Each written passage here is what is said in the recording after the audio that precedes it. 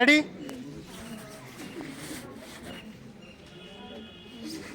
Start. महोदय, कानूनी सहायता के संबंध में जो प्रस्ताव आया है मैं आपका समर्थन करता हूं। मैं इसलिए समर्थन करता हूं क्योंकि मेरी समझ यह नहीं कि जनतंत्र के अंदर गरीबों को सस्ता न्याय दिलाना राज्य की जिम्मेदारी होनी चाहिए।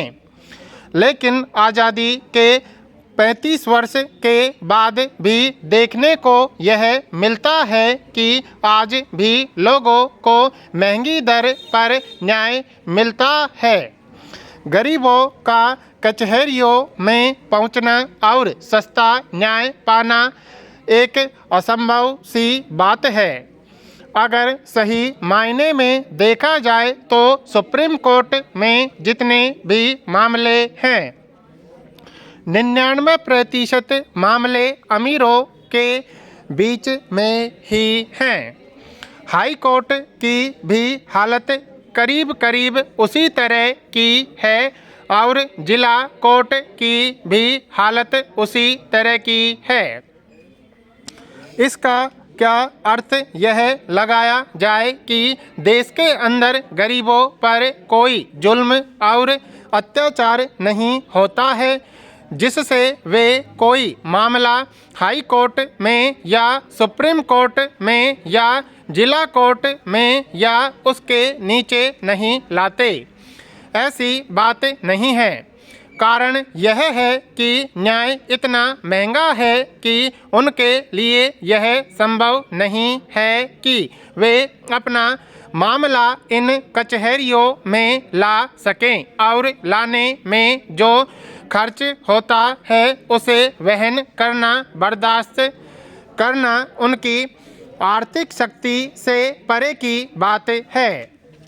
मामलों को कोर्ट में लाने की बात तो छोड़ दीजिए, बहुत से ऐसे भी मामले होते हैं जिनको वे थाने में ले ही नहीं जाते हैं, इसलिए कि उनके हमेशा कचहरियों में जाने की फीस, आने जाने का खर्च और कोर्ट के खर्च, इन तमाम खर्च के चित्र जब प्रस्तुत होते हैं तो वे कचहरियों के मामले फाइल करना उचित नहीं समझते हैं। इसलिए जो सरकार बार बार घोषणा करती है कि गरीबी रेखा के नीचे रहने वालों की संख्या 50% है, इसलिए ऐसे लोग कचहरियों में जाएं और यह महंगा न्याय प्राप्त करें, यह उनके लिए असंभव सी बात है। सरकार ने बहुत तरह के कानून बनाए हैं। हदबंदी का कानून बनाया है, फाजिल जमीन का कानून बनाया है, न्यूनतम मजदूरी का कानून बनाया है और इस तरह के अनेक कानून बनाए हैं जो कि आम तौर पर गरीबों के लिए ही बनाए गए हैं और उनसे यह अपेक्षा की गई थी कि इन कानूनों के जरिए गरीबों को कुछ राहत दिलाई जाएगी। हम लोग देहातों से आते हैं। हदबंदी से फाजिल जमीन के लिए जो संघर्ष होता है उस संघर्ष के लिए मामला फाइल करना कचहरियों में गरीबों के लिए बिल्कुल ही असंभव है। उसी तरह से फाजिल जमीन से जमीन मामले, न्यूनतम मजदूरी से जनित मामले, छुआछूत से उत्पीड़ित जो मामले होते हैं, इन तमाम मामलों को कचहरियों में लाना गरीबों के लिए एक असंभव सी बात हो गई है। इसीलिए ज़रूरत इस बात की है कि जो कानून सरकार ने पारित किए हैं उनको शुरू कर सरकार सचमुच में गरीबों को न्याय देना चाहती है। अगर वह यह चाहती है कि विभिन्न तरह के जो सामाजिक कानून पास हुए हैं उन कानूनों के जरिए गरीबों को राहत मिले, इसका प्रबंध करें। महोदय, सरकार को समाजवादी देश के अंदर न्याय दिलाने की जो पद्धति है उसका गहराई से अध्ययन करना चाहिए और हिंदुस्तान की परिस्थिति में उसको किस ढंग से लागू किया जाए इस पर विचार करना चाहिए। अगर समाजवादी देशों की पद्धति सचमुच में गरीबों को न्याय दिलाने में समर्थ होती है, अगर उससे सचमुच में गरीबों को सस्ता न्याय मिल जाता है, तो मैं समझता हूँ कि उस पद्धति को लागू करने की दिशा में गंभीरता से विचार करना चाहिए। सस्ता न्याय मैं समझता हूँ कि सहज घोषणा करने से नहीं होगा। गरीबों के बारे में तो आजकल बातें करना मंत्र जपने के समान हो गया है। शायद ही कोई व्यक्ति हो जो अमीरों की तरक्की चाहता हो, जो हिंदुस्तान में पूंजीवाद का समर्थक हो। वह आदमी जब इन गरीबों का नाम लेकर उनकी सहायता की बात चलाता है तो मुझे बड़ी ही उनकी नीयत पर गहरा संदेह होता है। इसलिए मैं चाहता हूँ कि जब हिंदुस्तान के संविधान में समाजवाद का लक्ष्य रखा गया है, उसकी प्रस्तावना में समाजवादी उद्देश्य है, तो महज प्रस्तावना तक ही वह सीमित नहीं रहना चाहिए।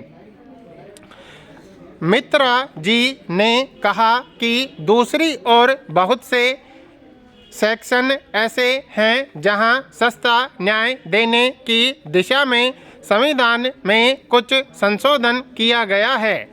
नीति निर्देशक तत्वों में इस तरह की बात कही गई है कि हमें सस्ता न्याय देना चाहिए, तो ऐसी अवस्था में जब संविधान में इस तरह की बातें हैं तो अब संविधान तो हमारे देश का बुनियादी कानून है, उस कानून से दूसरे कानून बनते हैं।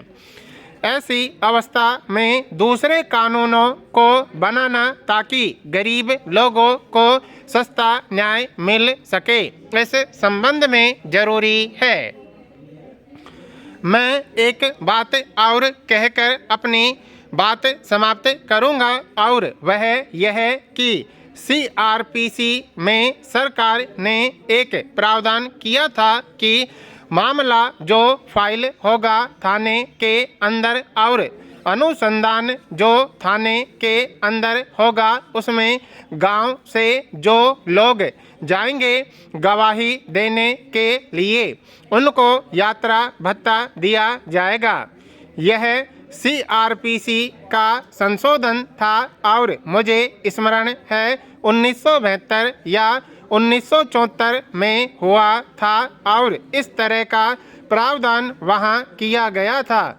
मैं समझता हूँ कि गरीब जो मामला फाइल करता है उसे न्याय नहीं मिलता है, क्योंकि वह आने जाने को वहन करने में असमर्थ हो जाता है।